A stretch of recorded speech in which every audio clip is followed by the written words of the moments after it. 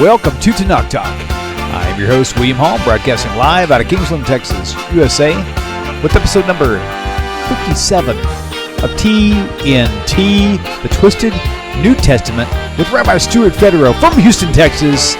Welcome back, it's good to be back, and always is. My beloved friend. It's good. As you are mine. If you could only see the picture behind you. You will in a few minutes. Okay. Yeah. Okay. So actually, it was actually on the key thumbnail for the video. So, welcome back, everybody. It's so nice to see you all. First 20 people on screen. I'll call out your name: Bluesman, Skeptical Jed, Andrea, Weinberg. Good evening. Good to see you guys. There's 16 people, but there's only 3 comments. If you want your name popped on the show, be sure to say hi or put something in the text box. By the way, you should follow the text box, but we see nothing. Oh my gosh. Thank you. You know, I really depend on my viewers. They said we see nothing. Thank you very much, Andrea. Now you should see everything, right? Mimi, hello. Michael Faircloth, again, Bluesman.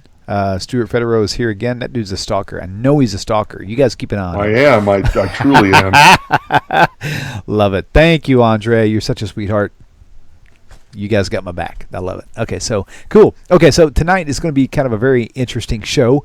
We always well, actually, let me explain something. Okay, so one thing I've noticed is that topics tend to get drawn out. Anybody who ever watches like Good Morning America, right? In the mornings, my wife, she loves GMA and the news and things like that. So basically, apparently, they've got all these shops that are like down wherever Good Morning America is broadcasted. And so like when, you know, name a famous baseball player or a movie star, when Tom Cruise is in town, for example. Well, GMA gets him. And then the next show gets him, and the next show gets... So you have like 3 or 4 or 5 interviews with Tom Cruise, right? Because some people watch GMA, some people don't. Some people watch the next show, some people don't, right? And so, in a way, this is kind of how this show works, too. Not everybody who is a subscriber to Rabbi Federow is a subscriber to Chaim Coffman or is a subscriber to Rabbi Singer. So once Satan shows up in New York or Los Angeles, we have to interview Satan in every show. So that's the best way I could actually put it. So Satan, you're right, Brian. Thank you, man. Okay, let's see. I missed people. Let me go back up because I told you guys the first 20 people on chat I was going to say hi to. We've got 30 people in the studio right now. We got Michael Faircloth, Wally Cleaver, Lori Cash, Fernando Colon, Missouri Reaper, Don Spallinger, Eddie Ramirez, Mia, Joe. I think I might have passed Rosalie Jordan. I haven't seen you here. Good to see you, Rosalie. That's very nice. Brian Thomas. Very good. Very good. Very good. I think I might have covered 20. So we'll move forward. So us handling this whole Satan thing isn't a bad thing, even if we covered it like 2 or 3 shows in a row, because different teachers are going to have different takes or different or more things that somebody else forgot. One thing I know for sure is sometimes when I have a show with somebody, I've got all these excitement and this anxiety, and I'm like, well, yes, we're like knock it out of the park. But then I go back and watch it, I'm like, oh man, we totally forgot this part, and we forgot this, and we forgot this. So this is an opportunity for us to just do another series and cover more points and more topics on it. And what better time of year to do it than now, right after your last show. By the way, for you viewers out there who didn't see the last episode, we're what is today? Monday. 5-6 days away from Pesach. We actually did a really grand slam on the Passover lamb, on East Passover versus Easter. What is the Passover Seder? Little lambs who have lost our way. Sorry, couldn't resist. And so just to get a smile out of Rabbi Federow, I must do this right now. Are you ready, Rabbi? I'm ready. Okay. Regarding Jesus as the Passover lamb? Yeah. I would do anything for love, but I won't do that. You have such a great singing voice. You really do. Seriously, I'm jealous. Hey, you know what's fun? Check this out, and y'all don't tell anybody. But there's a great coffee shop in town, and they actually have a night venue. They do breakfast. They have like coffee and breakfast in the morning, and at nighttime, they have dinner. And on Fridays and stuff, they have like live bands and things like that. I'm the DJ for their karaoke on Thursday nights. Now it just started last week, and it is so much fun. Oh my gosh, I love it. This is great. Okay, sweet. Okay, 2 out of 3 ain't bad. Okay, so 2 out of 3 ain't bad. Didn't you mention and there that ain't in no our Coupe de Ville hiding in the bottom of a Cracker Jack box? One of the best lines of a song ever written. Oh wow, that's great. Didn't you just mention that song earlier before we were Yeah, before we were on the air. That's what I thought. Yes. Okay, so just for grins, for a second here, I'm going to do something for you, all just because Rabbi needs to see it too, because he actually can't see it anyway. I'm going to make it to where he can. So I'm going to go blank there, and I'm going to go blank. Well, nope, not that one. This one, is that it? Nope. Yep, that's it right there. Okay, this is actually the background picture for tonight's show. You got to admit, that's pretty sweet, right? Did you draw it? No, gosh, I'm not that good of an artist. I mean, I might be. I've never actually tried. Actually, any web art that I do for shows, why reinvent the wheel? It's already there. So let's just keep it. If it's already there, just use what's there. That's the way I look at it. So. Yep. Okay, so all right, here we go. By the way, you didn't plug the name of the restaurant where you DJ. Oh, thank you. The Place Downtown, TPD. The Place Downtown. It's really cool. But then again, there's no one who lives here or even remotely within 10,000 miles from here, so it wouldn't have mattered anyway. And that's in Austin, or is that in that's Kingsland? Here. That is actually in Kingsland. That's in Kingsland. So you know what you should do? Oh, that'd be so cool. Since we got to do a Monday night recording with you, we should actually make it so that you get here on Thursday morning and stay the entire weekend. Thursday, Friday, Saturday, Sunday. Wow. Possibly in July, but other times I have to be in my synagogue. Dude, your wife and your synagogue would kill you for being gone that long. No doubt. Yeah. Hey, that is okay. In that order. Right. So your wife must have some really good powers to kill you and resurrect you so your synagogue can kill you. Seriously. Oh my gosh. Okay, here woo, it's been a long day, guys. I'm just going to say it right now. So, okay, so let me pull up the other stuff here. So, okay, so let's get this baby kicked off. Originally, when I talked to you about this whole thing, you do realize the way I see it now on the screen is that my head is on Satan's body. I saw that, and I was hoping. Here, maybe I should. You know what? You should. Hey, be careful! I can actually crop it out to make it look that way. Oh, dude. Let's not do that. No. Oh, I would. You know what? I would never do that to you. Actually, here in Houston, I am called the devil. What? Really? Yeah, there are Messianic rabbis who tell their Messianic congregants, don't go anywhere near Rabbi Federow. Don't talk to him. Serious? He is the Satan. He is the devil. Oh, really? Wow. And I've been told that by people who heard the Messianic rabbi actually say that. Right. So, wow. Yep. That. You know what, though? People are they're fickle. Mimi, you are totally correct. It was on Satan's body. Okay, he's a lot more muscular than I am, though. Okay, so really what's going to have to happen you should have never said nothing. That's all. What? You shouldn't have said anything. Oh, my God. You should not have said a word. You should just About what? You should... In about 10 seconds, you'll know exactly what. You shouldn't have said anything. You should just let it ride. Uh-oh. Okay. Okay. Oh, thank you. There we go. Here, wait. Is it this way I turn? Oh my gosh. Control Y. Hold on. Wait. Oh man, hold on. I can't do that. Let me close this out here. Let me see. Wait a minute. I don't know if I'm going the right direction. Yeah, or not. stay right there. Hold on 1 second. Oh, there we go. Right there. Oh my gosh. Oh, you're funny. Okay, cool. Let's get that out of the way. All right, now. Okay, so So what we've been dealing with as my Christian background would say, and even the Messianic stuff that I've heard in the past. Let me fix your screen first, because that's really going to distract me crazy. I'm not going to be able to focus unless I fix your screen back. So, one moment. So you read off what you're seeing on YouTube while I actually fix this. Say hi to people, whatever. Oh yes, you mean the chat thing? Yes, thank you. Well, yes, John, I did watch the same 70s cheesy? I don't know that they were cheesy. 70s television program that you were subjected to as well. I'm not quite sure what that's a reference to, but okay. Let's see. Okay, I got you fixed. We're safe. You're no longer Satan. Oh, man. That's funny. Yes, Skeptical Jed. I was in high school football, but I didn't continue with it in college. I should have. I was supposed to go into what's the fancy term for rowing? Would you say welling? Rowing, like row your boat. Oh, rowing. Yes.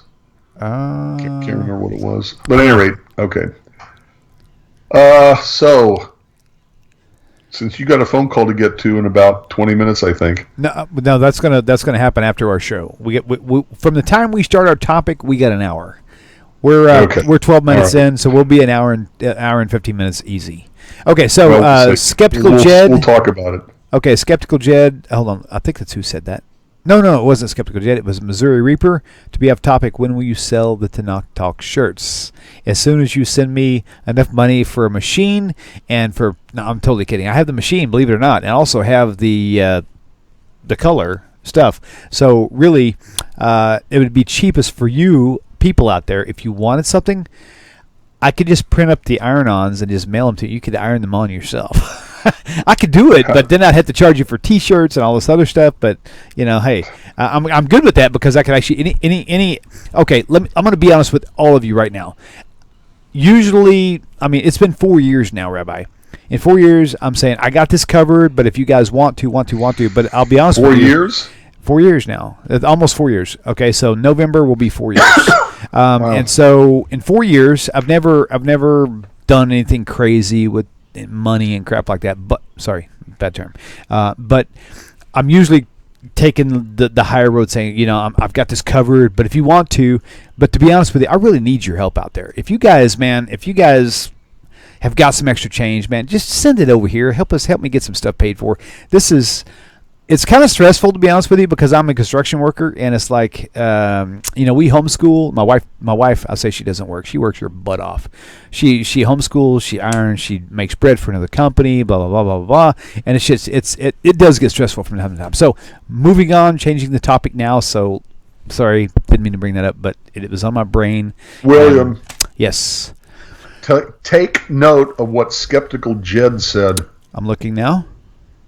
Right above Andrea, right above Brian. Okay, I will buy 10 shirts and give them away to whoever wants it. Really? Dude, that's Skeptical really cool. Jed, I'll see your 10 and I'll raise you 10. Oh, we're getting into sponsorship here. This is getting dangerous. Why not? Man, wow. That's really cool. Wow, I grew up in... Wow. So now you got 30 shirts, his 10 and my 20. Okay, so... okay, this is getting really, but it has to be emotional. The full T-shirt. Yeah, right on. Because those right on, the dude. things you wanted to send through the mail don't always stick, and then they get messy, or they're not put on correctly. And that's true. That's true. You should always send a perfect product. Okay, so here's what I'm gonna do. I'm actually typing in on YouTube chat my email address: knocktalk@gmail.com. Okay, so if you... Oh, I put a space bar in there. Sorry, that's just to knocktalk@gmail.com. If you guys are serious, really? Oh, my gosh. Fernando Colon. Dude, you guys are like... Okay, stop it. Y'all are going to get me to start crying here in a minute. Fernando he's just been awesome. Okay, so all of you guys are awesome. He said I pledged $50 for tonight. Y'all... Okay, so let's move on to the show, because this is... Oh, my God. Okay, this is good. Okay, so Tonight Show. Let's move on. Let's move on. Thank you guys. I love all of you. You guys rock. That's all I got to say. And you're more than welcome to come visit anytime you want to. So just know that, okay? So it's a telethon.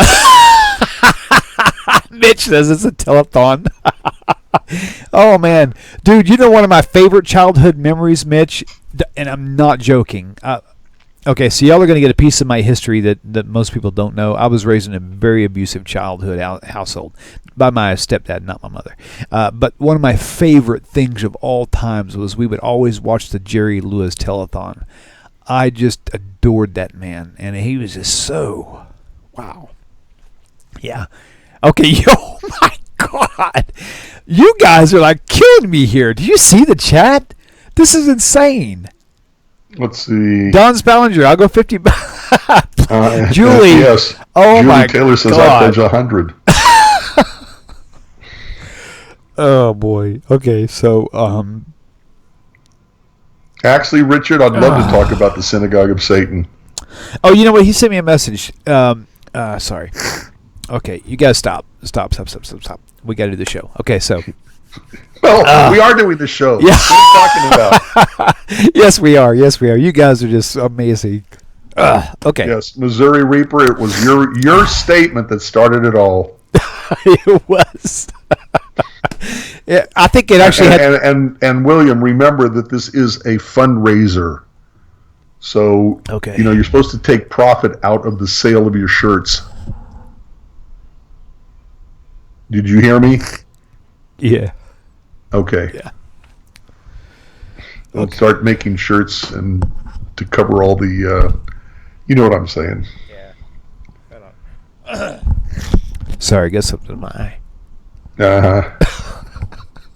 Okay, so.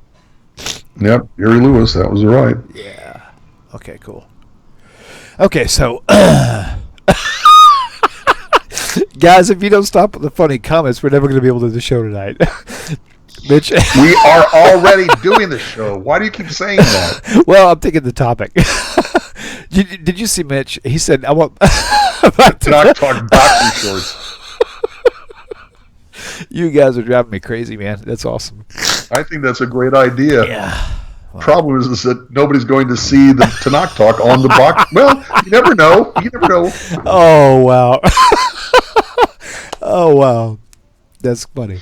Okay, so this is definitely going down as like the most unique show on Tanakh Talk history.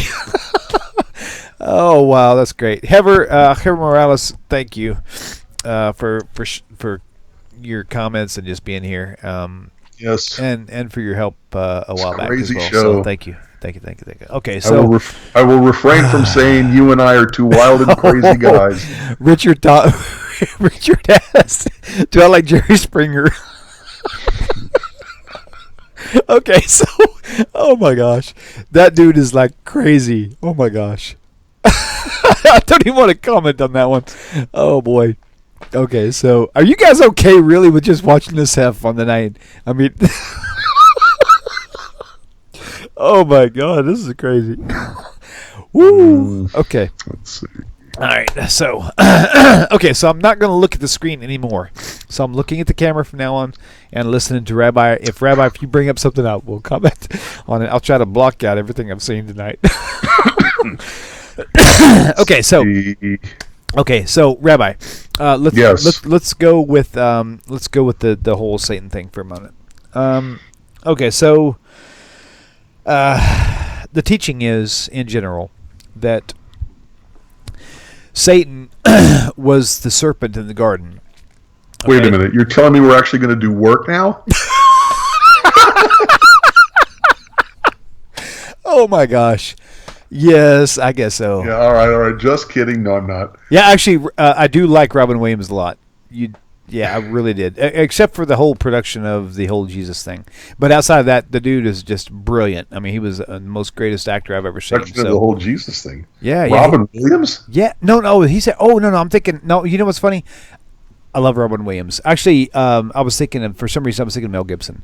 Robin Williams is the bomb. I actually saw a movie with him. It was called, what was the Jewish movie? It just came on again.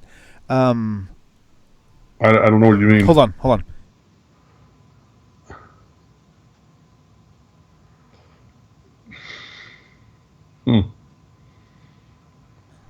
on 1 second. I know what it was. Never mind, I figured it out. Okay, there's a movie that Robin Williams played in. It was called Jacob the Liar. I figured Jacob it the out. Liar. Jacob yes. the Liar was the movie with Robin Williams, right? I have not seen it, but yes. Yes. So yeah, there you go. That was a really, really crazy, fantastic movie. It was very emotional. It was awesome. So yeah, I actually do. Hello, Lori. It's good to see you. Okay, so Lori, just an aside. Except for the fact that my presence might give them some sort of legitimacy. Oh, we got a local rabbi coming to our. I would love to go to a Messianic Seder, but I don't know if I could keep my mouth shut. I just thought I'd say that, Lori. But yeah, all right. Hang on a second. Okay, so actually, instead of typing it, it's easier to talk. Okay, so somebody asked, where'd it go? Hold on. Oh, Gabriel Sharp asked, how do we pay you? Do you have a PayPal? Yes, if you go to TanakTalk.com, look at the top, you'll see like a donate tab or something. Or if you look at the very bottom of the main page that you find when you type into TanakTalk.com, there is an actual PayPal button down there. Thank you, guys. Yes, very good. So should I? Lori mentions that she's half Jewish. Yes. Is that the left half or the right half? I knew you were going to say that. I've been with you for so long. Resist. I know your humor. I knew you were going to pull that off. I know. That's awesome. I knew you knew, so I didn't want to disappoint you. So it's your fault that I said that. Oh my gosh, this is great. Okay, cool. So the wrong half, she says. Yeah. Oh, they have your sense of humor. Okay, so let's move on. We got 23 minutes in, and we've just been doing nothing but having fun this entire time. Now, fun is good, but we do have information to share. So I'm going to go ahead and put a question to you, so you can focus on answering my question. So you guys, y'all need to just zip it. Because we're having too much fun with your comments. No fun whatsoever. I know, right? So, okay, so let's do with this topic tonight, okay? So, and I actually said that this is actually coming at a good time because of the situation with Passover and Easter and all this other stuff. This whole scenario with Passover versus Easter, in my opinion, it's very. Well, see, I can't even say it's satanic anymore. It's not even demonic anymore because it's it may be demonic, but not satanic. Because Satan and Lucifer, first of all, that's the first question. Is Satan and Lucifer the same thing? No. Explain. Well, wait a minute. It depends on who's doing the talking and how they're using the phrase. Okay, explain. Because Christianity, they're synonyms between devil, Satan, and Lucifer. They see them all as all the same. Okay. Yes. So... But explain with more detail, if you don't mind. What does it mean? Deanna Mariletti, I'm probably mispronouncing that. I hope you see our show from last week. I think you'd find it interesting if you've not been to a Seder. But anyway, okay. So what was your question? You're not helping me any here. You know that, right? Sorry, what was your question? So are Satan and Lucifer the same thing? Oh, yes, that's right. So Satan and Lucifer and the devil. Right. If you take a look at... wrong one. If you take a look at Revelation chapter 12, verse 9. Okay, hold on. Revelation 12:9. Let me pull it up here. Yeah, Revelation 12:9. You'll see that both the words devil and Satan are used in the same verse. To refer to exactly the same person. And it actually, but it says the devil and Satan, not the devil. Right. The devil / Satan. Well, they don't have a slash back then. I know, but and means there's an addition. Called the devil and Satan. Okay. The great dragon was cast out, that old serpent, called the devil and Satan. Okay, there's two names for the same serpent, even though that makes sense. In the Bible it never says that the serpent in the Garden of Eden was the devil. Got it. He was a snake. That's all he was. But at any rate. Okay, so comment. At any rate, in Revelation, devil and Satan are used interchangeably, but the Hebrew Scriptures, the real Bible, the only Bible, uses the term the Satan And the concept described there isn't the same as the Christian idea of devil or Satan. Okay. Christian idea of devil or Satan contradicts monotheism, contradicts, the Jewish view, the Hebrew Scriptures view of the purpose and function of the Satan. Okay, right. Okay, so one person said, Mimi said that Lucifer is not real, Satan is. Is there a way? Well, Lucifer is a term used for the morning star, which is supposed to be Venus. Okay, which enters into this because of, not sure what to call it. Okay. Space-time continuum. Got it.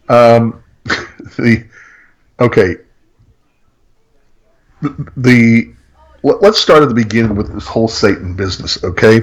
Okay. All right. Go to Job. Okay. Okay. Chapter 2, verse 3 through 6 is the best place. Okay. Sorry, get my eyes back focused again. Do I have the right glasses on? Yeah. I've got bifocals, and then I've got an extra focal that I can't wear all three of them at the same time. Okay, so Job, what was it? What was the verse? Chapter 2, verse 3 through 6. Okay, Job. You get a very quick lesson. Okay, there'll be about 3 or 4 different quotations you really need to look at if you're going to bore everybody by talking about our topic tonight. Okay, Job 2, 3 through 6. Got it. I am just so funny. All right. Oh, well, I actually missed that. So, okay, so, and the Lord... Good, that's fine. It doesn't matter. And the Lord said to Satan, Behold, he is in thine hand, but save his life. Job chapter 2, verse 3 through 6. Oh, 3 through 6, not 6 through 6. 3 through 6. Okay, right. So the Lord said to Satan, Hast thou considered my servant Job? Let me actually put that on screen so people who don't have it needs to be on the screen. Okay, cool. Hang on a second. Actually, I can't right now. I could put it up later, but I can't do it right this second. It'll take me like a couple minutes. So, Lucifer is masculine, okay, and Lilith has nothing to do with Satan's girlfriend. I think where that might come from. There's a show actually that they've come up with on TV called Lucifer, and actually, I think Lilith might be Lucifer's mother or something like that. Is there? No. On the show, I don't know. I actually watched the first year, and when they did the second year or whatever, I just got bored with it and stopped watching. Same here. We're more alike than you imagine. I do that a lot. I'll start with a show. I'll watch the first 1, 2, even 3 years. Right. And then it just doesn't keep my attention anymore. Gotcha. I don't know why, so whatever. Okay, so go ahead and talk for a second. I'm going to see if I can pull this up on screen just for a moment here. So, moderate. Okay, so 3 through 7. So, and the Lord said to Satan, Hast thou considered my servant Job, that there is none like him in the earth, a perfect and upright man? Doesn't that violate all Christianity to start with? Okay. Well, yes, it does, because they're saying nobody can be perfect, and right. You've got Job is 1, Noah is 2. Right. Be that as it may. Okay, so what is the portrayal of the Satan in Job here? How does he look? First of all, he's in heaven. Right. Right. He's not talking to God from some hell or beneath the earth or whatever. The Satan is in heaven. So the whole idea of the Satan getting kicked out of the heaven is a misunderstanding from Isaiah 14, which we'll get to in a little while. Okay. But the description, or how we come to understand the Satan from the description in Job, is not a fallen angel who fights against God over souls and who tries to, get people to sell their soul to him and all this other stuff that can't even happen. Okay, which if I remember, we'll get to anyway. But okay. So first of all, the Satan is having a conversation with God about the servant named Job, and God says, "Isn't he great and wonderful?" And the Satan says, "Well, of course he's great and wonderful. You give him everything he wants. Start taking stuff away, right, and he'll curse you to your face." Right. So God says, "Okay, you can do this much, but no more than that," which means that the Satan has to get permission from God to do anything to a human. Which means Satan is not a god, like the church. And that also means that the Satan is under God. Right. You know, people forget that angels do God's bidding. Right on. Right on. And the task, the career, the job description of the Satan is that he is an angel, not ever fallen from heaven. How can you have evil in heaven? Doesn't make sense. Right. Right. Sure. Okay. Sure. And the Satan is working for God and does the bidding of God by doing what are called sting operations, and has to get permission to do the sting operations from God. So that's what this scene is from Job chapter 2, verse 3 through 6. It's a repetition of what happens in Job earlier in chapter 1. Does the Lucifer in Job have free will? Richard Todd Davis asks. No. Okay. Because if they had free will, the Satan would have to wouldn't have to get permission to do what he wants to do from God. He wouldn't have to get permission from God. If he's got free will, he can just go do it. Right. So according to the description in Job, in Zechariah, which we'll get to in a minute,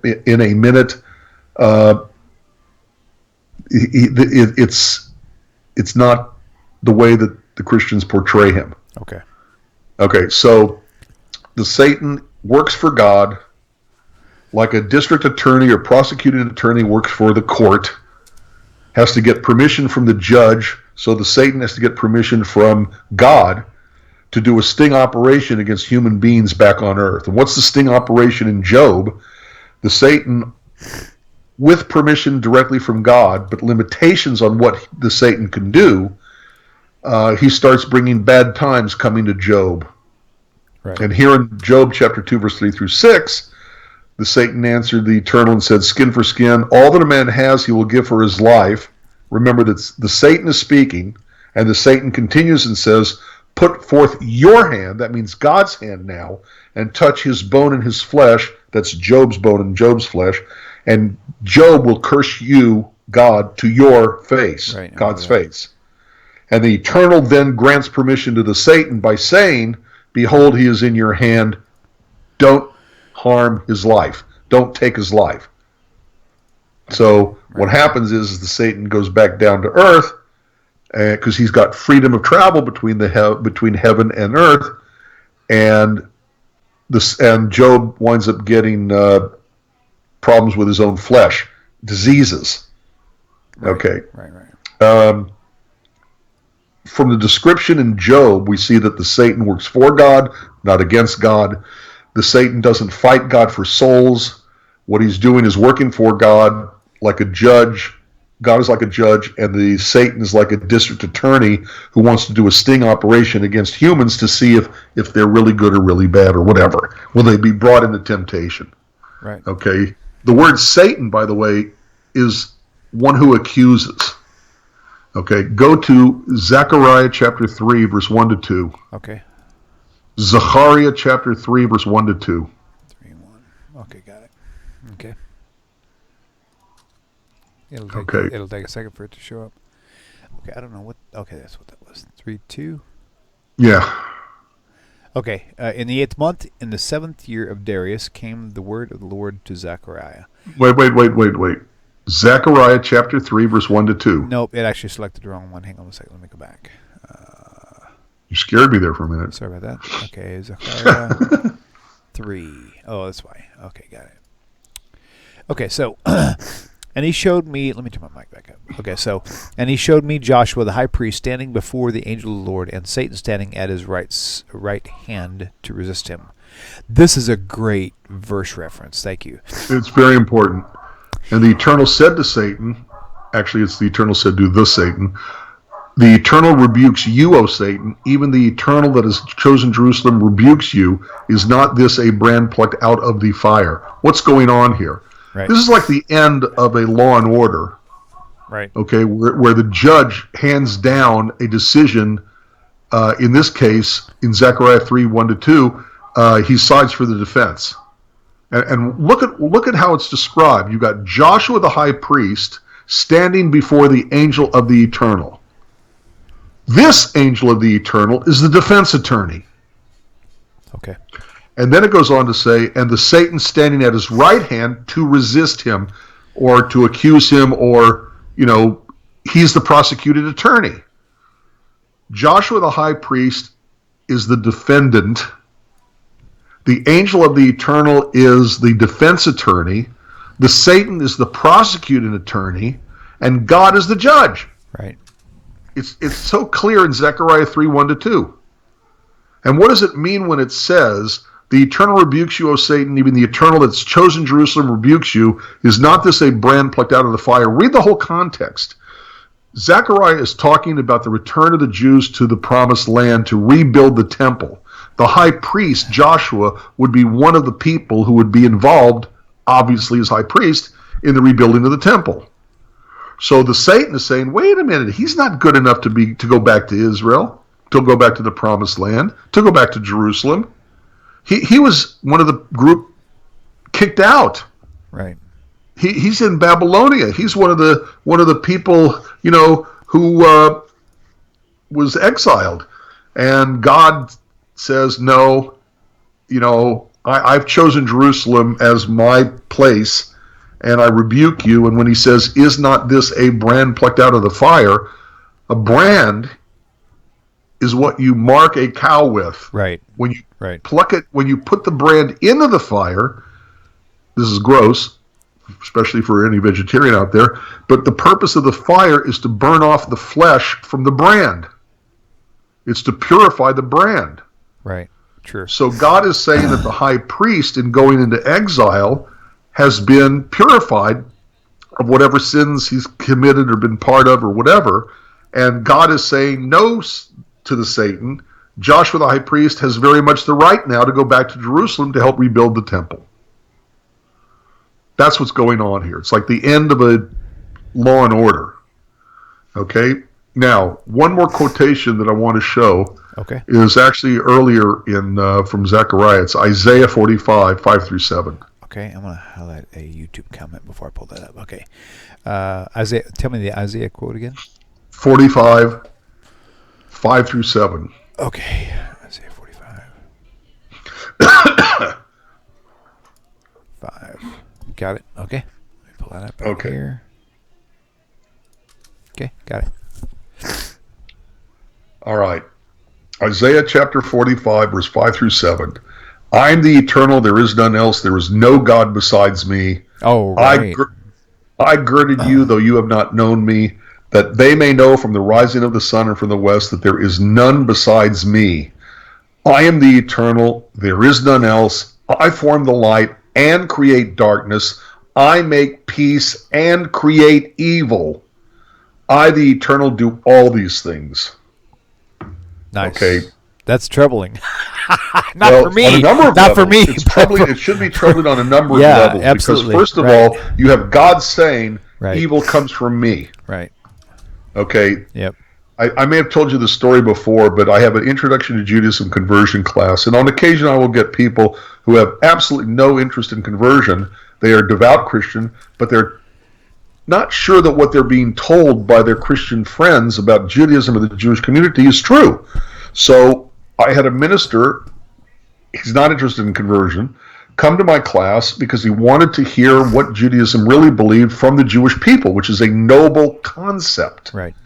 Okay, when Christians teach other Christians about Jews and Judaism, they get it wrong because they're looking at it from Christian-colored glasses, and that's a problem.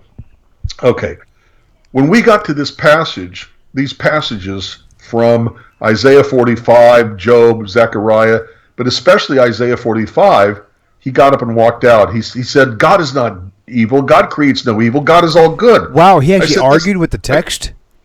I said, that's not what the text says. Whoa. Read the Bible. I make peace and create evil. Oseh shalom uvareit hara. Right.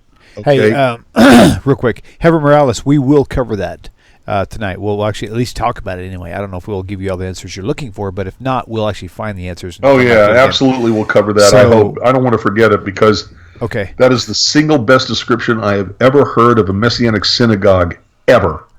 They say they are Jews, but they are not. They are rather the synagogue of Satan, not of God. Okay, so I didn't mean to cut you off, but no, that's okay. My what I was saying though is that Isaiah 45, 5-7 clearly states that God is one who is responsible for evil, and nothing it says about another god, namely the Satan or the devil or Lucifer.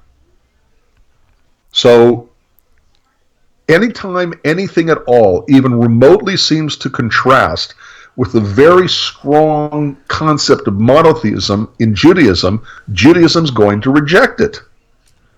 And if you have a God in heaven above, okay, who fights against the head of the underworld below over human souls, doesn't that sound like Zeus and Hades from Greece? Yeah.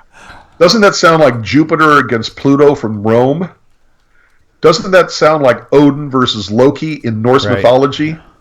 Or Marduk and Tiamat, Mesopotamia? Or Ahura Mazda and Angra Mainyu from Zoroastrianism?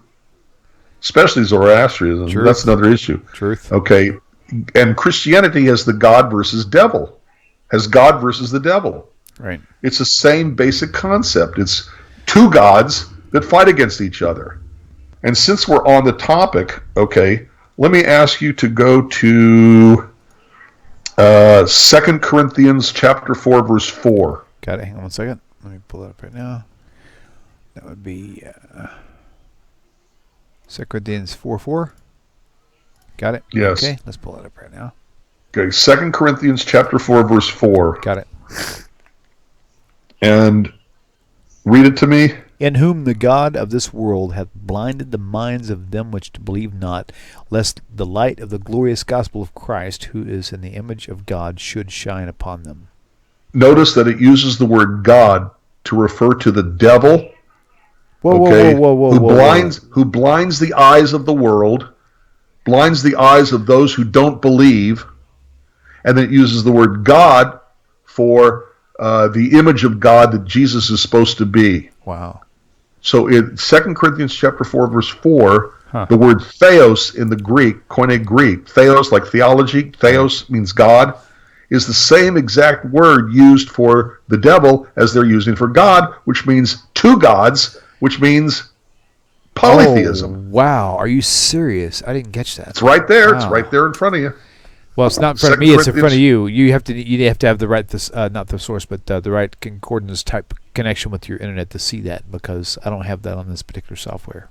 I've got Hebrew. Right. I don't have. Well, at any rate, so that's good. In the English, you can see it because two people there are referred to as God. That's crazy. The image of God. Right. Okay, and in whom the God of this world has blinded the minds of those who don't believe. Okay, so. Right. And you talk to Christians, they'll always say, who's the Lord of this world? Well, the devil or whatever. Right. And you can't get more polytheistic than that when two entities who are not equal to each other are both called gods. Okay, right. One more thing that we need to talk about, and that is, where does this misunderstanding about Lucifer come from? Okay, I want you to go to Isaiah chapter 14, verse 12. Tell me the verse, the book again. Sorry. Isaiah 14. Got it. Isaiah 14, 12. Verse 12. Okay, so 14:12. Got it. Okay. All right, and look what it says. How art thou fallen from heaven, O Lucifer, son of the morning? How art thou cut down to the ground, which didst weaken the nations? Okay. And for thou hast said in your heart, I will ascend into heaven, I will exalt my throne above the stars of God, I will sit also upon the mount of the congregation in the sides of the north, I will ascend above the heights of the clouds, and goes on and on and on. Right. Okay? Okay. So the appearance of this verse, context. This verse taken out of context, fallen from heaven. That sounds like the story of the devil falling out of heaven. Okay, who gets cut down to the ground. Okay, who tries to weaken the nations. Okay, who try to take over from God by saying in his heart, "I will ascend into heaven. I will exalt my throne above the stars of God. I will sit also upon the mountain of the congregation in the sides of the north," whatever that, I will ascend above the heights of the clouds. I will be like the Most High. Okay. Makes it all sound like the Christian concept of a devil thrown out of heaven. But now go back to verse 4. Okay. Isaiah chapter 14, it's still the same chapter. Right. Context. Okay. But look, context. Look at chapter 14, verse 4. And it tells you who this entire paragraph is actually talking about. Right. Now shall keep take up this proverb against the king of Babylon and say, Right. hath the oppressor The king ceased? of Babylon, Right, and say, how has the oppressor ceased? Right. The golden city ceased. The eternal has broken the staff of the wicked and the scepter of the rulers. Okay. Right. Go to verse 9. Okay. Hell from beneath is moved for you to meet you at your coming. It stirs up the dead for you, even all the chief ones of the earth. It has raised up from their thrones all the kings of the nations. All they shall speak and say unto you, are you also become weak as we? Are you become like unto us? Your pomp is brought down to the grave, and the noise of thy vials, the worms is spread under thee, and the worms cover you. Wow. Okay, the image it has is the king of Babylon thought he was God. Right. Okay, the king of Babylon thought he was bigger, better than God. And so what happens to the king of Babylon is that Babylon gets destroyed. Persia, all that stuff. Right. Okay, so you're up at the heights of the heavens, okay, and you're brought low. And the reference in verse 12 to Lucifer, okay, which means bearer of light, but is the name for Venus, the morning star. So Lucifer means the bearer of light, one who, carries light, okay? And, look,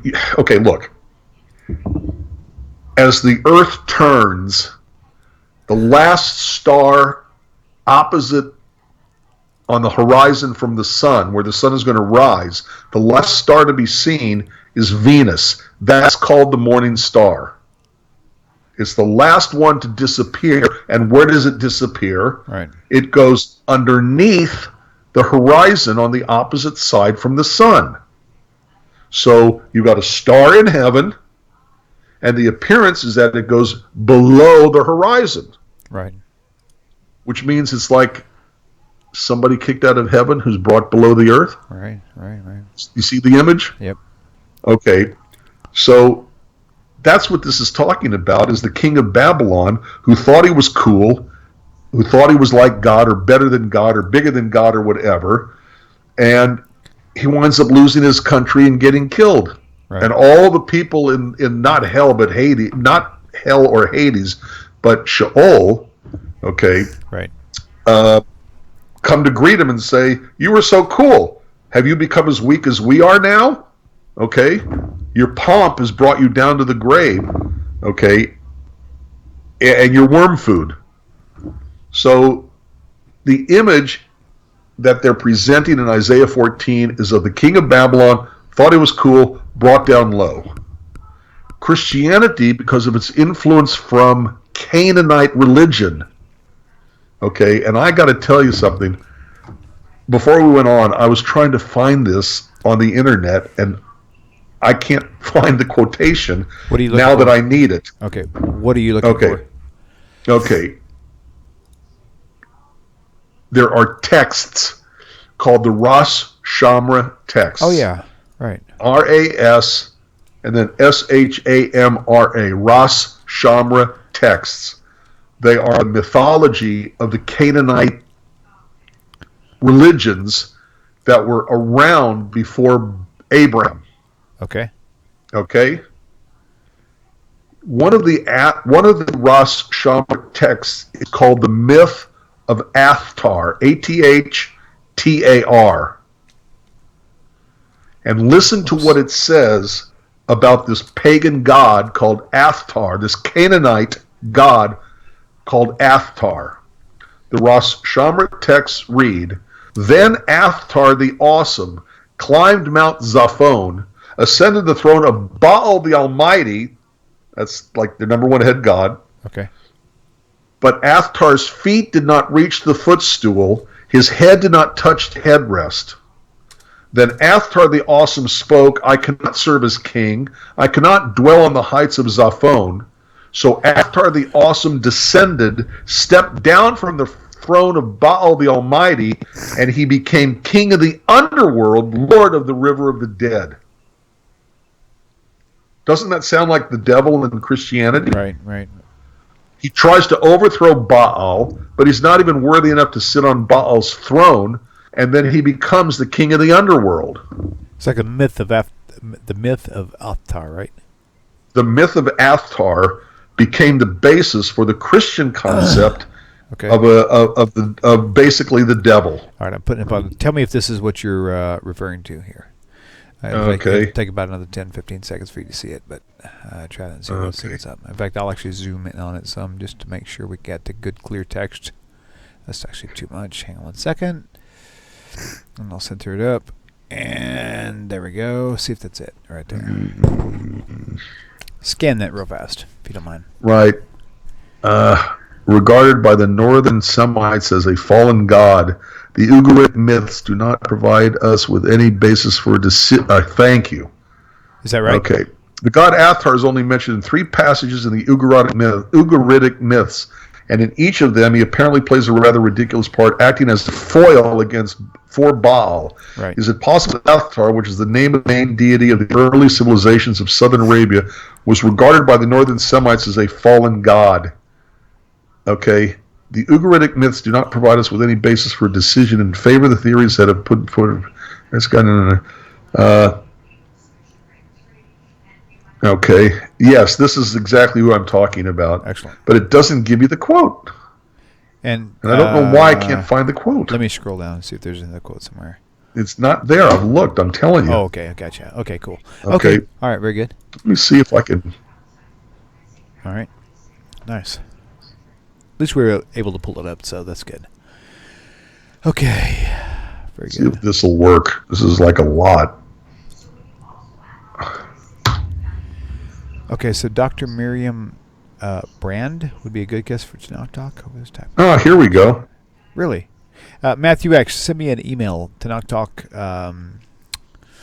No, I just found it. Believe it or not, it's called evidenceforchristianity.org. Okay, 1 second. Matthew, send me an email to william@tanakhtalk.com with your information on Dr. Miriam Brand. Thank you. Okay, so tell me how to find it, Rabbi. Okay, it's evidenceforchristianity.org. Whoops, I got to quit putting space bars. Okay. .org. Okay, Let's got it. Go back to here. Okay, so I am putting it on the. What happened? Do I need to search for something once I get to the website? Wait, I don't understand. I tried to put it up and it just goes weird. It wouldn't let me put up a website on the chat. Don't worry about it. It's okay. What was how did you find it on their website? What did you search for? I did a search for the actual text of then Athar the Awesome climbed Mount Zaphon, and that was enough to pull it up. Oh, what did you type? Then Athar, Athtar, then Athar the Awesome climbed Mount, and then Zaphon is Zaphon. Awesome. And that was enough to pull up various websites that have the quotation. Athar the Awesome climbed Mount what? Climbed Mount Zaphon. Zaphon. Phon. I'm going to look for it myself here. Okay. So can you explain the parallels between Isaiah 14, 4-20 and the Ugaritic? It says nothing found, so I'll pass off. What? Yep. It says Athar the Awesome climbed Mount Zaphon. Yes. It says Athtar, Athtar. Athtar, right? Athtar, the Awesome, Awesome, climbed Mount, and Mount, by the way, and then it's Z is in zebra, Aphon. Okay. Try one more time. Nothing found. Probably. You're using Google? I'm actually on the website. I'm actually on EFC. Evidence for No. Wait, back up. Go to Google search. Oh, okay, gotcha. Okay. Yeah. Okay, so AFT. Go to a Google search and type in Then Athtar the Awesome climbed Mount Zaphon. Okay.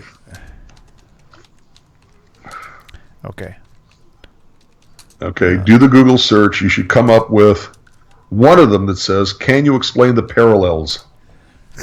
Okay. Yep. Got it right here. Very first one that showed up. Okay. Good. Evidenceforchristianity.org. Okay. Got it. Yep. Is that it? That is correct. It's up on your screen right now. So give it a second. I'll have to scale it down. It's actually quite big. There we go. Okay. So. Right. Okay. So here it gives you the text. Okay. From the Ugaritic, which is Canaanite religion myth. Ugaritic, by the way, is a language that's part of the collection of languages called the Semitic languages. Apparently, I don't have it centered on the screen very well. Okay, there we go. That's better. Okay, got it. All right. So if you go down from where you're showing, okay, you'll see the exact quotation exactly as. Oh yeah. Then of Athar the Awesome climbed Mount Zaphon, ascended to the throne of Baal. Right. Exactly. Wow, Baal the Almighty.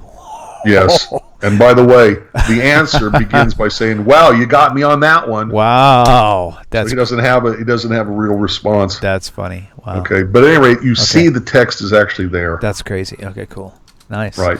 Yeah. Right on. So. Okay, we got 3 minutes. Stop. We're going to go longer than 3 minutes, but I want you to discuss now Revelation, and absolutely. We'll call that the final topic of the night, just to be time wise on the safe side. And it was what was the verse? I forgot the verse already. Let me look it up. Hang on a second. Oh wow, I don't know if I can find it here. Let me just look it up on Google.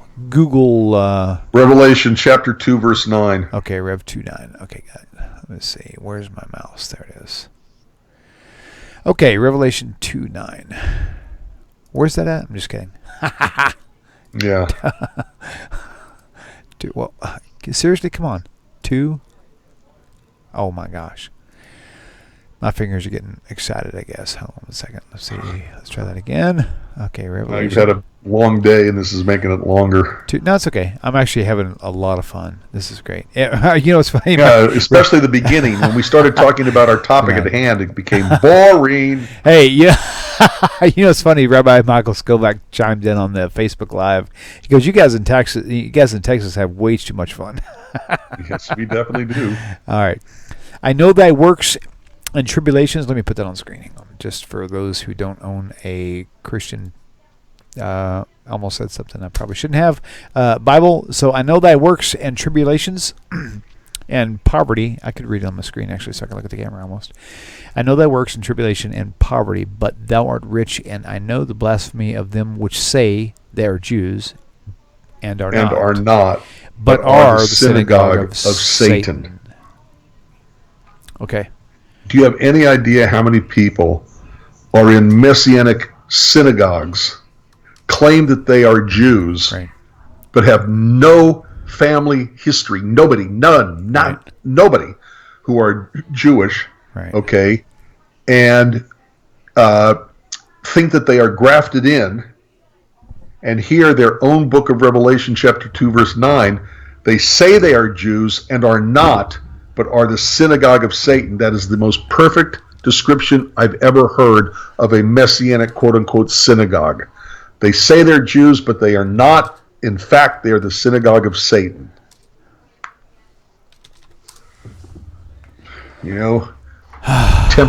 Tempting Jews to join them by saying, "Oh yeah, you can still be Jewish and Christian at the same time," okay, and basing their attraction to the Christian community by saying, "Well, you're grafted in already." Right. So, it to me, it's just a perfect description. Okay. Right. Isn't there passages also in the in the Synoptic Gospels, I believe, could be John, but well, in the Gospels somewhere where Jesus explicitly says something to the effect of, people will say they know me, but I will not know who they are, or something like that. Right. Isn't that Matthew? Let's see. I think it could be Matthew, but I don't remember exactly where it is. Let's look at Matthew 5. Hang on a second. Let me I always have trouble remembering. Sure. Okay, so Matthew 5. Stuff. I thought it was like 17 or 18. 17. No, that's not the right one. Hang on, let's see. Give me 1 second. 21st, I think, except. It's got to be in that same ballpark, though. Let me look it up here. Let me look this up here. Oops. Yeah, I don't know where it is. Tell me your phrase again. You say that there are many who say they know me, but they don't because. Well, I can't remember the exact wording, so that's okay. Just paraphrase it. Basically, Jesus is saying there were people who will say they know me, but who I don't know, or there are people who will, Are you talking about where they said that the disciples came to Jesus and said there are many people who are doing signs and wonders in your name, and he says, he goes, but they don't follow after us. I think he says, but they don't. But I don't know who they are. Okay. Actually, I've never seen them, never talked to them. I don't know what they're talking about. Something to that effect. Again, it's just I can never remember chapter and verse. Michael Skobac just Matthew 7:23. That's it. Matthew 7:20. I knew we were close. Matthew 7. What is it? Matthew 7:23. 7. Matthew 7:23. That's many will say to me in that day, Lord, Lord, that's it. Have we not prophesied in thy name, and in thy name have cast out devils, and in thy name done many wonderful works? And then will I profess unto them, I never knew you. Depart from me, you that work iniquity. That's the one. So they're saying, I'm doing this in Jesus' name. I'm doing this in Jesus' name. And Jesus says, I have no idea who you are. Right. Which, by the way, casts aspersions on the idea of speaking in tongues and, all of these proofs of having the Holy Spirit. And Jesus says, you can cast out all the devils you want. I have no idea who you are. Right. So, but at any rate, wow. I wish I could quote these like Michael and Tovia. I remember exactly just like this. I've never had that kind of a mind. That's okay. Well. That's okay. Wow. Okay, so the first 20 minutes of our show we had fun. So yes. Technically, then we got boring with their topic at hand. Oh hush. So technically we owe the viewers to an hour and 20 minutes, not an hour and 4 minutes, which is where we're at. So we should keep going for another 15 minutes to be fair. Would you agree? Why not? Let's do it. Okay. So okay. By the way. Yes. Okay. We got to be fair, much as I don't want to be. We have to be fair to his question. Wait, whose question? Which one? I forgot who asked. You're asking me to remember chapter and verse. I can't do that. Now you're asking me whoever it was asking about Synagogue of Satan. Okay, do me a favor, Rabbi. Yeah. Take a quick pause for 1 second. I'm going to make a public announcement. If you'll give me 1 second. This is a public service announcement? Yeah, this is not MetaShare, so stop calling my number. I told you that I had the MetaShare number. It's only the exchange. The first. I know. Isn't that horrible? Yeah. Okay, so sign in. 1 second. Okay, so the answer for you, my dear brother. Oh, come on. Stop asking me about downloads. Remind me later. Okay, so the answer is yes. Richard, the phone lines are open. John 8:44 is where 20 minutes, Jesus guys. calls the Jews 20 minutes. children of Satan and all that. Phone lines open. 20 minutes, guys. Phone lines open. Okay. 855-95-BIBLE. Remember that. 855-95-BIBLE. That's 855-95-BIBLE. Right, and this is like 844-94-BIBLE or something for the MetaShare. Okay, so Mimi, when you call, you're going to hear a voice message stay on the phone, and it will actually send you through me. There it is right there. That is Mimi. I finally get to find out what this guy's real name is. Welcome to the show. Please tell us your name, your real name. And you don't have to give us your real name. I like real names. On the chat. Hey, welcome to the show. Shmuel, how are you? I'm from New York. By the way, I just want to tell you one thing before we start. Sure. Ocean Parkway, not Ocean Park, but I'm actually I'm right near Ocean Parkway. Oh, so you saw the video when I was talking to David from Ocean Parkway. Oh, it's Ocean Park. It's Ocean Parkway. No way. I Okay. left you the message. See, I instead of Shmuel, I thought you were going to say, I'm up here as Mimi, but my real name is Yu. Okay, very good. Shmuel, thank you so much for calling in. I wanted to talk about Yes. about Isaiah 14. I thought it's a very interesting point. Actually, when Saddam Hussein was caught, a friend of mine actually called me and asked me, how do you think that fulfills any prophecy? Isaiah 14? And okay. Isaiah 14, right. Oh. Where it speaks about how you have fallen, which we just discussed tonight. Isaiah 14. Yeah, okay. It's Isaiah 14. Verse what? Right. So she pointed it's out Isaiah 14, verses 4 through 17. Okay, got it. I'm going to put that up. Okay, Right. go ahead, Shmuel. Right. She pointed out that she believed that this was actually fulfilled in Saddam Hussein. Wow. Because if you note, you'll see some very interesting parallels with Saddam Hussein about how he used to terrorize his people, and he was found underground, that he didn't look human, and that's true, and so on and so forth. Wow. Yep. Interesting. Anyway, it was just a comment I thought, because Nice. we mentioned about Isaiah 14. Very good. I just wanted to make that comment. Shmuel, thank you so much for calling in. Have a good night, and it's great talking to you. Hey, guys. you too, and our pleasure. Chag Pesach Sameach to you and your family. Thank you so much for calling in. Thank you very, very much. You bet. Resistant Pesach. You bet. Okay, Thanks. shalom. You bet. Bye. Okay, that's cool. The phone lines are still open, by the way. You can still call in. And interview 64. Wow. Y'all are like stalking us. That's cool. I'm good with stalkers as long as it's for the positive reasons. See, now I have it. No, for a second there I had an orange sweatshirt on, but my face. Oh, David, come here. David. Hurry up. Come here. Okay, he's going to come over and say hi to everybody. So, okay. We'll give him just a minute. Okay, so we got about maybe 10 more minutes or so, 10, 12 minutes. If you guys want to, if you want to call in with a question, comment, just to say hi. Come over here. This is my my beloved. Okay, don't laugh when I say this. This is my beloved son, in whom I am well pleased.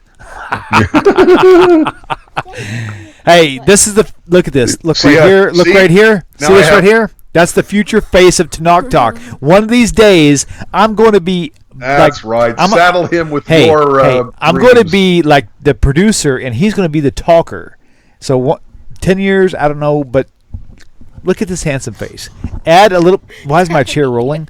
Come here. Get over here. Get over here. Yeah, great. This is what he wants. Picture a lot Pinch of my fur. Face off, Dad. Huh? Picture a lot of fur right here on his face, right here. Yeah. Oh man, so he is definitely the future face of TORAH Talk. So yeah, that's right. Saddle him with your dreams. That's right. There we go. It's like a parent wanted to force. Yeah, he wants to be a nuclear Don't physicist, and you're going to put him on this TORAH Talk. Great. I'm going to restrain him. Oh yeah, okay. Thank you, David. Did you need something? I was going to show you. Was that? Oh yeah, I know. It's okay. Because as long as it's going on YouTube, we're good. Thank you. He's always got my back. He's a very smart kid. No joke. Okay. That's why I said nuclear physicist. Yeah, Shmuel, he is shy. He's shy to a degree, but then there's certain. See, now I have an orange shirt, but it's my head. There you go. Standing. All right. Right. Okay, so. Okay. Where are we Heather at? Morales, a quick question to anyone. Why is it the book of John is very anti-Jewish?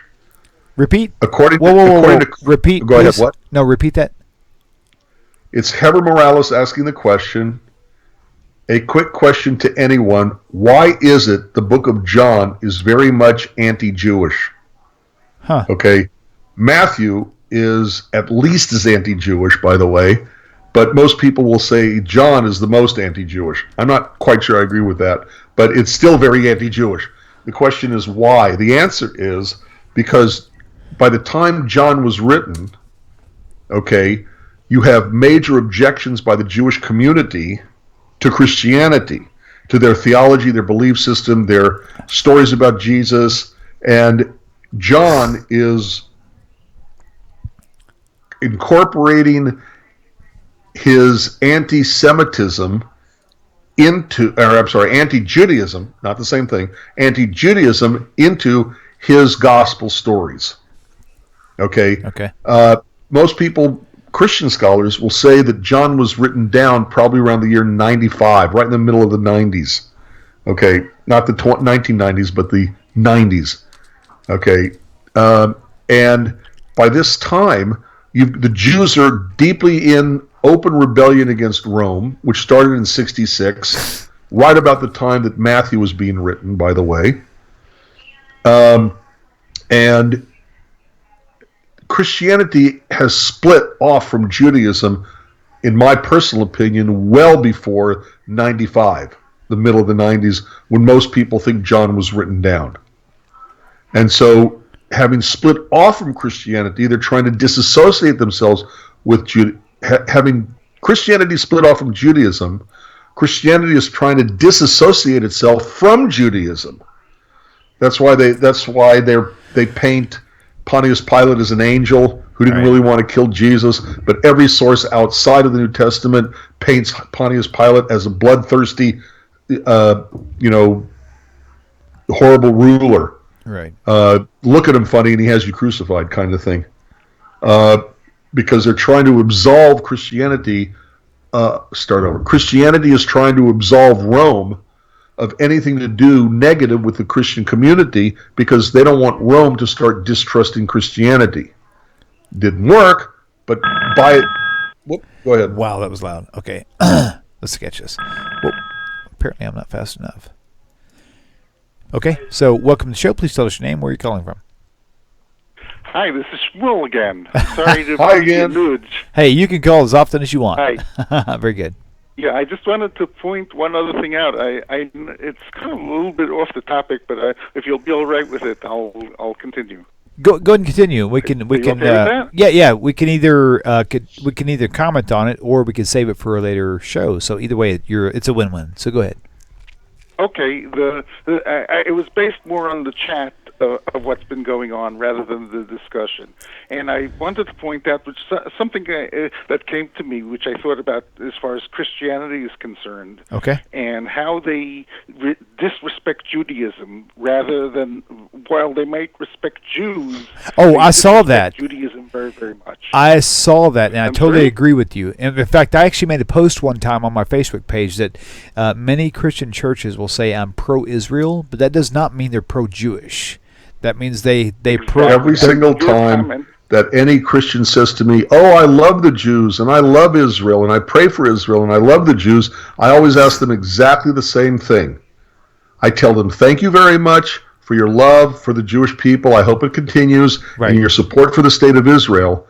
But personally, I would find it more meaningful if you could tell me you love the Judaism that makes me a Jew." Oh, right. They turn around and walk away. Shmuel, thank you for doing that because when I saw that, I wanted to interrupt, but I couldn't. But you can. See, the caller has power that I don't have. You can interrupt. I can't. Shmuel, thank you. Okay. Thank you, brother. Okay. Wait. Shmuel, did you want to say something else? Oh, yeah. Yes, I did. I wanted to say three things. Yes, go ahead. That prove that they're not being honest with themselves. Good. Because they claim that they believe what they call the Old Testament, but at the same time there are three things that within the Old Testament that proves that when they say the rabbis are the tradition of men, in fact they are disagreeing with the scriptures that they claim that they believe in. Number one, Purim. The festival of Purim is from the book of Esther in chapter 9, which is a rabbinic holiday. Right.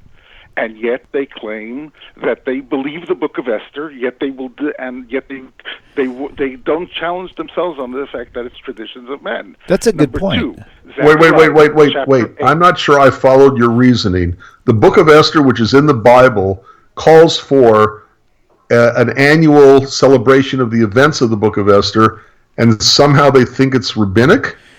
Yes. In fact, Messianics specifically say, well, that's a rabbinic holiday. We don't follow that. So they don't celebrate Purim? Some of them do, some of them don't, because the fact they say it's rabbinic. So agreeing with Shmuel... How could it be rabbinic if in the text of Esther they call for an annual celebration of what happened? You're going to have to call the Messianic synagogues and ask them. Yeah, thank you. The answer is very simple. The answer is very simple. It said it was established by the rabbis. There is no Torah that says that there is a book of that there is a festival of Purim. I remember that. So because it's not in the Torah, because it's not in the Torah itself, where the commandments are, where it says do not add to or take away, they don't celebrate Purim. But it's still in our Nach.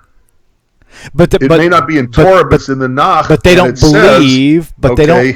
They don't believe that Nach is as important as Torah is. The Torah is the laws from God. Nach is like application of Torah. Oh, I got you now. You see? Since it's not in the Torah, it shouldn't count. Right. But the rabbis, okay, I got you. Okay. I didn't follow that in the beginning. Okay. Now, Zechariah 8. Okay, let me... Zechariah 8 is the next one. Okay, hold on one second. It speaks about the rabbinic fasts. Shmuel, do you have a verse, Zechariah 8? I'm going to actually pull that up on the screen. Oh gosh, I wish I had it. Zechariah chapter 8. There's only 23 verses. We could scroll through it. So, okay, no. It's chapter 8. I'll give you in a second. Okay. Hold on. Okay, so let's hit the Lord host.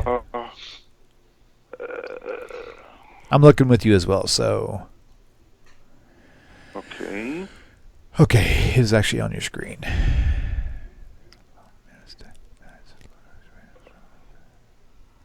I found it. Verse 19. Nice. Good job. Verse 19. Okay, got it. It's on the screen right now. It speaks about the fast of the 4th month, the fast of the 5th month. Oh, I see that. Oh, my gosh. Thank you. This is really cool. Thank you. That's good. Yeah. Rabbi Federow, actually, me and him talked about this before. Actually, about a year and a half, 2 years ago, we actually discussed this exact topic. Well, I'm glad you remember. Yeah. It's really cool. This is good stuff. All right, so go ahead, Shmuel. What were you saying about 8:19? Right. So these are all rabbinic fasts. That doesn't say it anywhere in the Torah. Right. Okay. So these are all rabbinic fasts. Yet Zechariah acknowledges these fasts as legitimate. Right. So if they're denying this fact, then they're denying Zechariah. If they're denying these fasts. Right.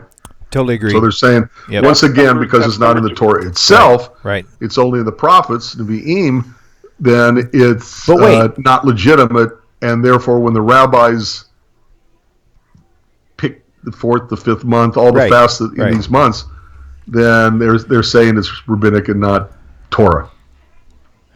That's a good point. And yet they acknowledge the book of Zechariah, so therefore it can't be.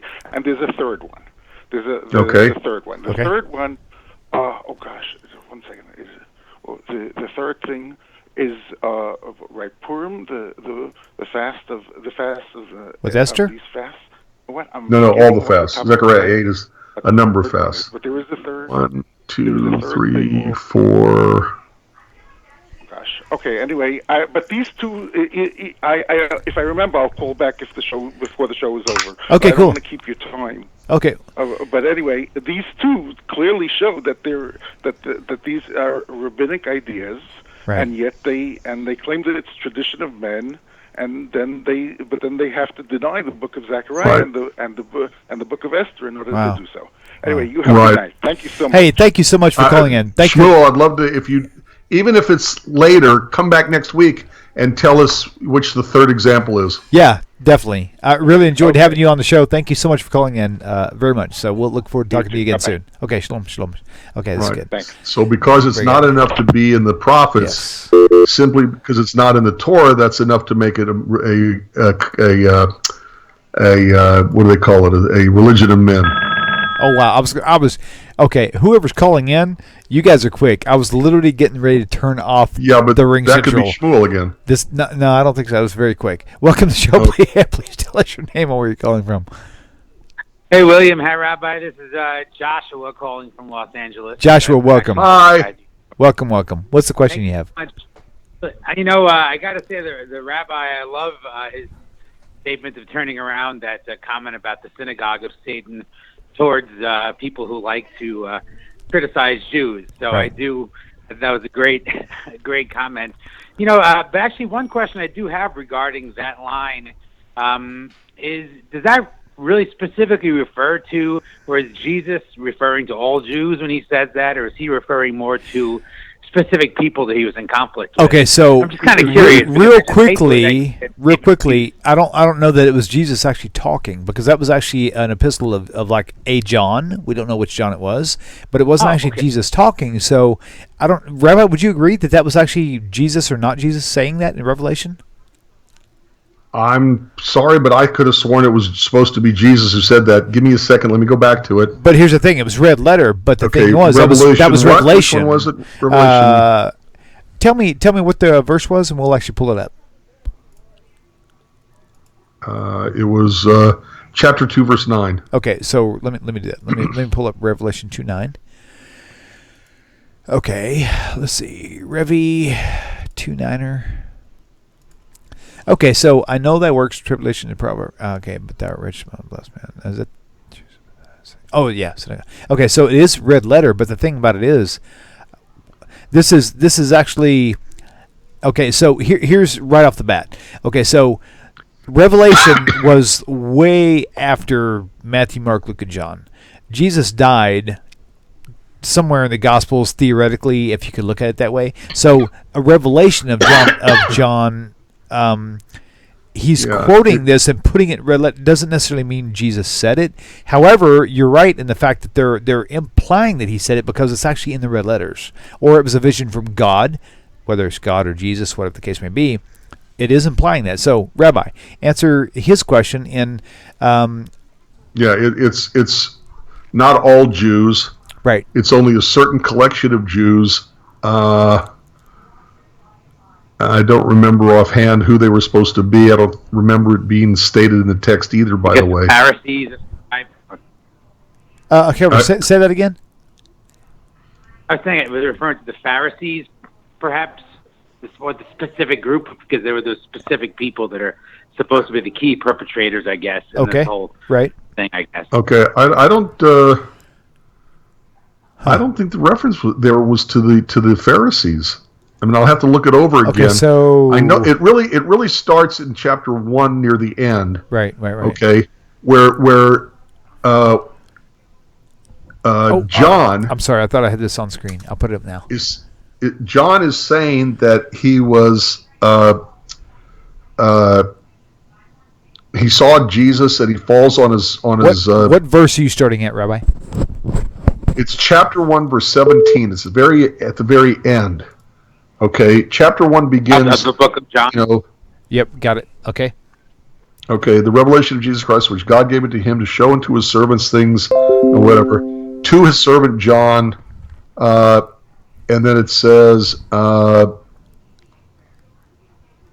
when I, that's John, saw him, that's Jesus, I fell at his feet as dead, and he laid his right hand upon me, saying unto me, Fear not, I am the first and the last, I'm he that lives and was dead, and I am alive forevermore, and I have the keys, So it's clearly the person who's supposed to be talking here, continuing into chapter 2, is in fact supposed to be Jesus. But this is a vision, though. This is not an actual, I was standing next to him. This is actually a vision, so... I think most Christians would say this is coming from Jesus. But look here. The vast majority of Christians would say this is Jesus speaking. Because it's got red letters on it. But if you look at 16 even, and he had his right hand 7 stars, that's clearly a vision. That's not something he actually had presenting to him in his face. Okay, but right? The vision is coming from Jesus to John. But it is a vision, not John in the presence of Jesus. Like in while he's awake, this is like clearly like a I All don't right. say- Okay. Either way, Okay. whether it's a vision or it's whatever, it's still Jesus doing the talking. True. But I don't think it's clear. I mean, I have to reread this thing pretty quickly, but I don't think it's clear exactly who he's referring to. Okay, do me a favor. Color, specify the question one more time, just to make it blatantly clear, so we can kind of. I guess I was just trying to figure out if Jesus or whoever was saying this was referring to really Jewish as a Judaism whole, in general, or No. referring to specific people. You know what I mean? right? And I don't think he is. Well, no, wait, let me rephrase that. I don't think he's talking about all Jews. I think he's talking about a specific group of people, okay, in the day of whoever wrote Revelation, okay, and I think that he is putting words in Jesus' mouth, the author of Revelation, to condemn this group of people, okay, and say of them that they're not really Jews and they have a synagogue of Satan, probably because they're teaching against what the author of Revelation really wanted to get across and what he really believed in. So he's going to point a finger at this group, okay, whether they were Jewish or not. Let's assume they were Jews, but earlier followers of Jesus, I guess, and condemn them. For none of those things which you shall suffer, behold, the devil shall cast some of you into prison. You know, it's...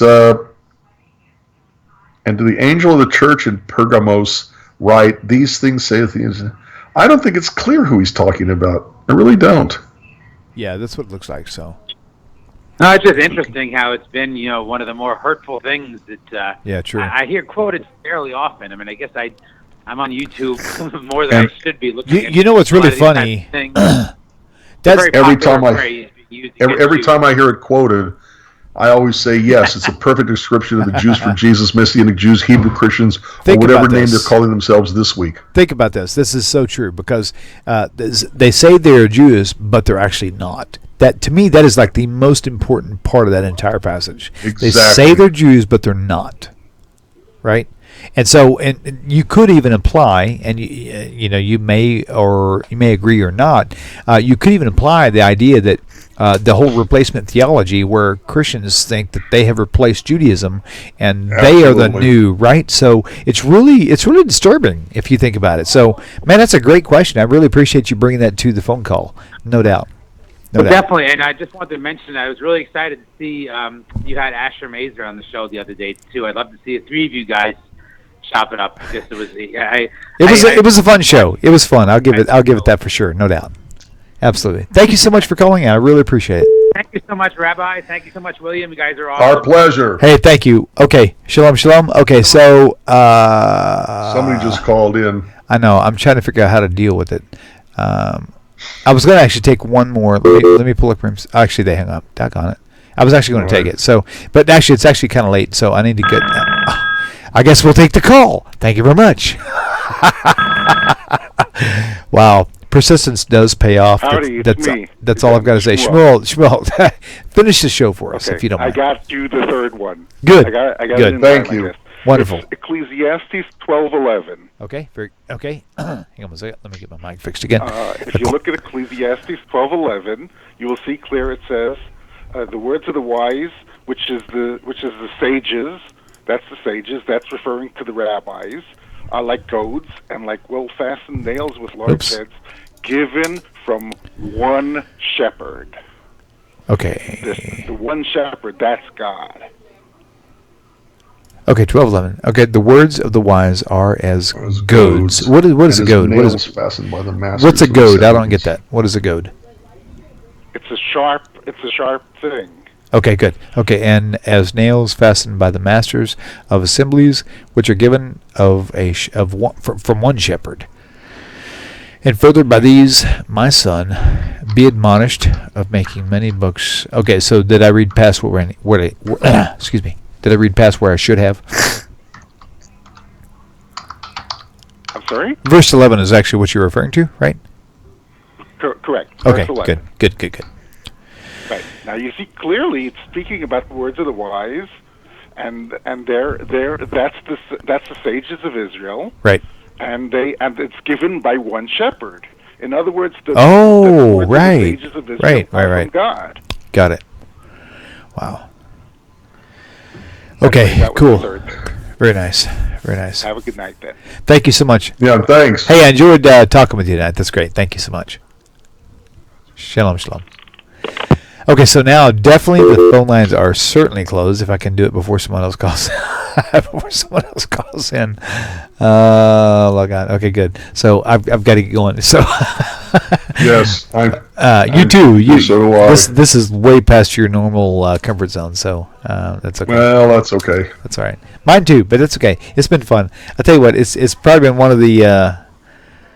Honestly, it's probably been the funnest recording I've ever had. Especially the first half hour when it was the first 20 minutes was like bizarre. It was so cool. Yes. Wow. That was fun. Oh, yeah. Right. So, okay, just Meanwhile, I have copy pasted the entire chat, and those who said they would donate, I will be sending them their bill. No, just kidding. Wait, I didn't catch that. But what? I was actually seeing something. I said I copy pasted the entire chat. Oh.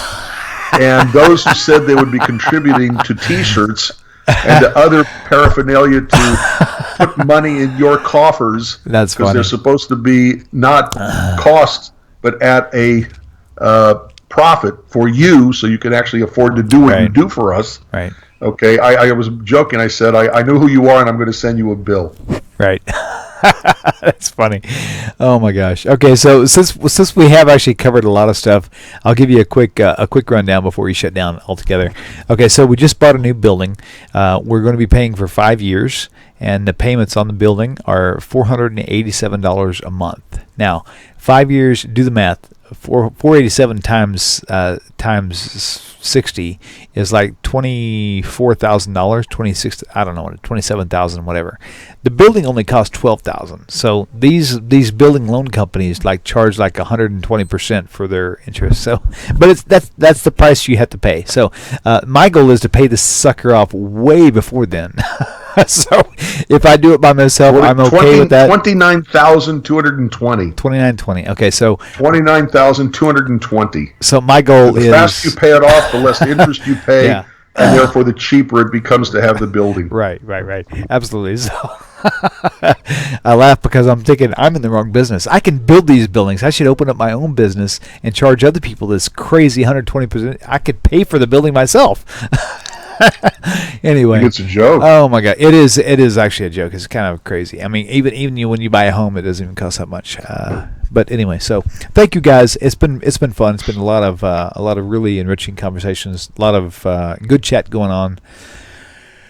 Man, I don't know what to say. I'm just glad that you guys all tune in. It really helped make the night. So thank you all so much. And Rabbi, for you, your dedication is very enduring. Hey, any way I can help. Yeah, you're always helping. You're one of my most helpful people that I know. So Yeah. All right. Yeah, At any rate, go whatever. eat, go have dinner, go say hi to your family. Yeah, for sure. I gotta fix this button at the bottom. I gotta take that off. Yeah, there you go. Okay, good. Sorry. Okay, so I'm gonna put this up one more time. Actually, no, I'm not. So we're gonna go ahead and end this now. But again, thank you all so much, Dana. Dana just showed up. Dana, did you just show up here? Dana Martinez. That's how the man gets. Oh yeah, this is so true. Yeah, I've been monitoring the YouTube chat as well as Rabbi Federow and. I've tried to. Yeah, we tried. I missed those things. Okay, cool. So blessings to all y'all as well. Thank you so much, and I really, really, really do appreciate all of y'all's support altogether. It's been just absolutely just divine. Thank you all. We love you guys. Have a happy Pesach. See, I just merged. Chag Sameach B'Kasher and a Zis Pesach. I just You should have a merged. happy and kosher Passover and a sweet Passover. I just merged Pesach and Passover by saying Paceover. I know what you. No, that's the Spanish peso. You're crazy, man. Okay, so y'all have a great and meaningful Passover, and we'll see you guys next week. Again, for all you people who actually know about my Sunday schedule, there's a big chance I won't be recording on Sunday, just because I'm going to Dallas on for Passover, and we may not be back in time. So, Rabbi Federow and I will be here Monday night, hands down, no matter what. So stay tuned in, and we'll see you at the same time, same place, on the other side. So shalom, Shavua Tov. Shalom. And thank you all so much for your hilarium. I love you guys. Hilarium, is that a word? It is now. Shalom, everybody. Take care. נזכור בסוף בסוף כולנו שותפים חשוב תמיד להיות אנושיים חושבים דוברים לובשים בכל האופנים זה טבעם של אנשים שונים נזכור בסוף בסוף כולנו שותפים חשוב תמיד להיות אנושיים אני אתם תמיד כולם ביחד חשוב מכל חשוב והכרחי להיות ביחד איפוק זו העוצמה ויתור זו הגדולה השאיפה והכמיהה אני אתם תמיד כולם ביחד חשוב מכל חשוב והכרחי להיות ביחד איפוק זו העוצמה ויתור זו הגדולה השאיפה